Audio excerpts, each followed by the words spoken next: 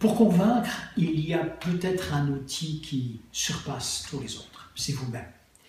Voyez-vous, pour que l'autre puisse petit à petit se persuader de la justesse, de la pertinence de ce que vous voulez lui dire, il faut d'abord qu'il comprenne ce que vous dites. Donc, la clarté est la première porte d'entrée vers la conviction. Si l'autre n'a pas compris, arrêtez votre propos, vous ne pourrez jamais le convaincre. Vous le tenez hors jeu de toute compréhension. Il ne peut ni applaudir, il ne peut pas non plus critiquer dans un sens négatif.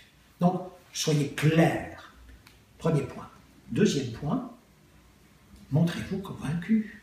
Si vous-même n'apparaissez pas comme convaincu par vos propres idées, pourquoi voulez-vous que moi, qui vous écoute, je puisse être satisfait de vos propos au point de me dire « Ah, finalement, c'est sympa ce qu'il dit, je crois que je vais adhérer. » Non, non, non, je n'adhérerai jamais, c'est très très clair. Si vous ne portez pas votre propos, je n'adhérerai pas. Alors, porter son propos, incarner son propos, ça veut dire quoi?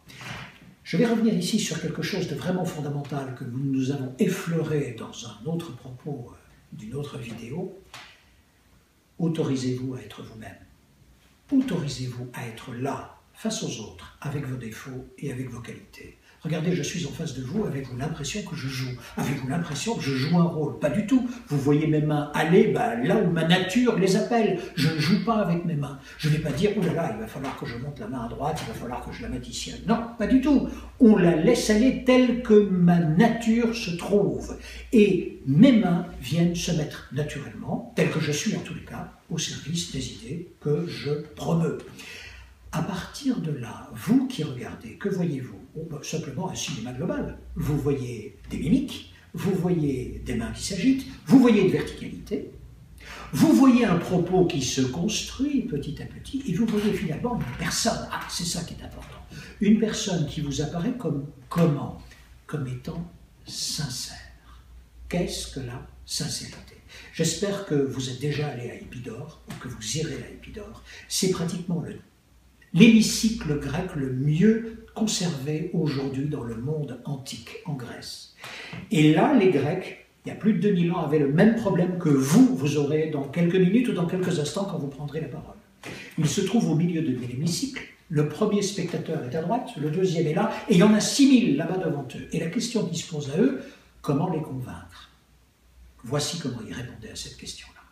Une belle communication orale, avec un grand C, avec toute la noblesse de cette communication, repose sur deux grands piliers. Premier pilier, la vérité du contenu. Ce que vous me racontez, c'est du bluff ou pas? C'est vrai, c'est vraisemblable ou pas? J'ai l'impression que vous me prenez pour un béné ou bien vraiment on parle vrai là. Ça, c'est la première chose. Et le deuxième pilier, c'est la sincérité de celle ou de celui qui parle, telle que perçue par celles et ceux qui écoutent et regardent. Autrement dit, je ne suis pas examinateur des âmes. Je ne vous demande pas là d'être sincère. Ça ne me regarde pas. En revanche, ce que je vous demanderai, c'est de vous autoriser à être vous. Et dans cette acception des choses, à partir du moment où vous aurez apaisé votre propre ego, la relation que vous avez avec vous-même, que vous aurez accepté vos défauts. Je suis en face de vous, mais franchement, je sais qu'il y en a plein. C'est pas le souci.